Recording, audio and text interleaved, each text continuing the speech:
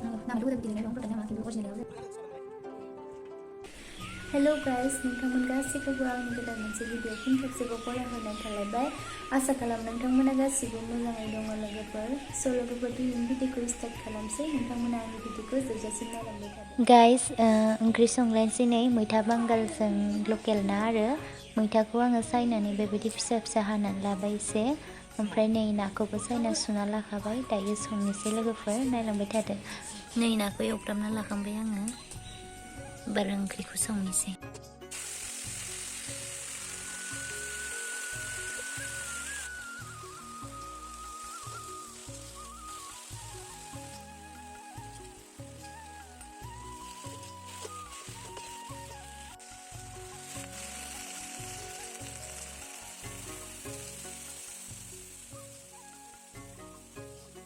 दसे गोदौथोंसै ओंख्रिया खोबना होनोसै दा गोदौनायाव नाखौ होना होनोसै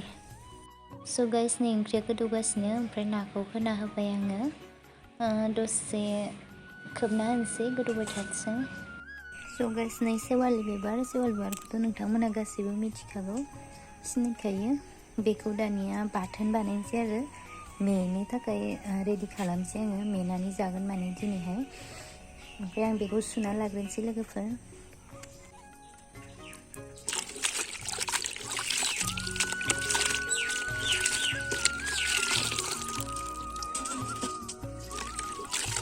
गाइस नै लाइखौ हांगासिनो अराव जाहाथे सेवालि बिबारखौ बोननायाव जियैनि थाखाय आरो ओमफ्राय नै गाइस मेनायाव होफानो थाखाय नाबो एसे दोनदों आङो ओमफ्राय पियास हानानै लाबाय बानलु एसे ओमफ्राय सामब्राम गुफुर गरनैसो होनोसै आरो गोथाव जानायनि ओमफ्राय गासैखौबो लाइयाव होनानै होनोसै बेबायदि लाइयाव ज' होजोबनोसै आरो बिबारखौबो ओमफ्राय लोगोफोरनिया आइखौ बोननो होदों आङो गोरा जानायनि थाखाय बोनगासिनो आरो आइया दा बेखौ बोनखांनानै अराव होना होनोसै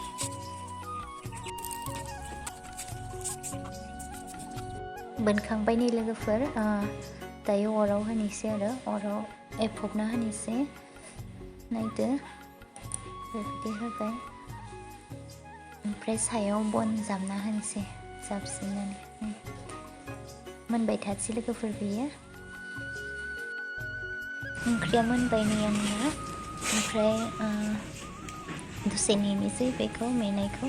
ओंख्रिखौ खांनोसै आरो आङो लकेल ना मोनबोलायबाय नै लोगोफोर बायनानै लाबोदों आरो गामियाव फानदोंमोन ओंखायनो लाखिबाय फोराननो थाखाय फोरानना जानोसै आरो न'आवनो मेनायाबो मोनबाय नैया गोदानिया प्लेटाव बोखांनोसै आङो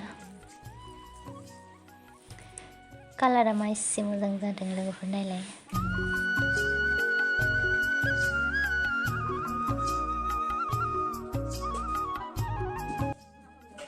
जानो थाखाय रेडि जाबाय नै लोगोफोर दायो आं ओंखामखौ जाग्रोना लानोसै बिदिब्ला स' लोगोफोर दायो आं ओंखाम जाखांनानै बेयावनो जिरायना दं आरो न'आवनो पाक्कायाव जिरायना दं आङो दसे ओरैनो थान्दा मोननायनि थाखाय ओमफ्राय आं नोंथांमोनजों मोननैसो बुस्थु शेयार खालामनो नागिरदों आरो आंना मैया मोनसे पार्सेल फैदोंमोन माने बे पार्सेलखौ आं नोंथांमोनजों एसे देखायनोसै माने बिउटि प्रडाक्ट आरो बेयो ओमफ्राय बेखौनो नोंथांमोनजों एसे शेयार खालामनोसै लोगोफोर मा फैदों आंनि पार्सेला नैबेनो जाहैबाय पार्सेला ओमफ्राय आं बेखौ खेवनानै देखायनोसै नोंथांमोननो दायो स' लोगोफोर फार्स्टआवनो दङ नैबे मेकआप फिक्सार हुदा बिउटिनि ओमफ्राय बे मोनसे आरो दंबावो ओमफ्राय नै हुदा बिउटिनि कम्पेक्ट आरो इयो हुदा बिउटिनि ओमफ्राय दङ लेकमि फाउन्डेसन मोनसे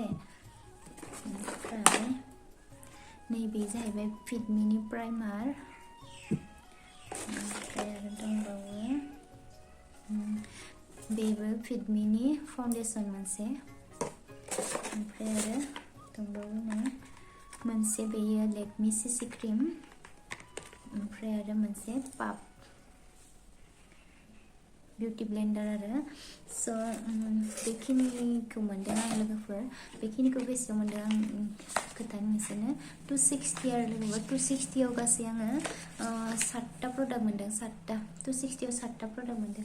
इथ' जानो हागौ बे हुदा बिउटि अरिजिनेल नङाबो जानो हागौ नामाथ' हुदा बिउटि लिरनाय दं प्रडाक्ट नामा खिन्थु अरिजिनेल नङाबो जानो हागौ आरो मानोना 260 आव मोननायाथ' एसेबां इजि नङा बेखिनिखौ थेवबो आं खनसे इउज खालामनायनो होननानै अर्डार खालामनायबाय आरो स' नोंथांमोनाबो अर्डार खालामनो हागोन मिस' अर्डार खालामदोंमोन आङो ओरैनो नोंथांमोनजों शेयार खालामनो लुबैनानै आं एसे खालामबाय आरो स' नोंथांमोना नायनो हागोन ने 7टा प्रडाक्ट मोनदों आरो स' थेंक इउ सो माच गाइस आंनि भिडिअखौ जोबजासिम नायनायनि थाखाय जुदि भिडिअखौ नायनानै मोजां मोनदों लाइक शेयार आरो कमेन्ट खालाम लोगोसे चेनेलखौबो साबस्क्राइब खालामना होब्लानो जाबाय थेंक इउ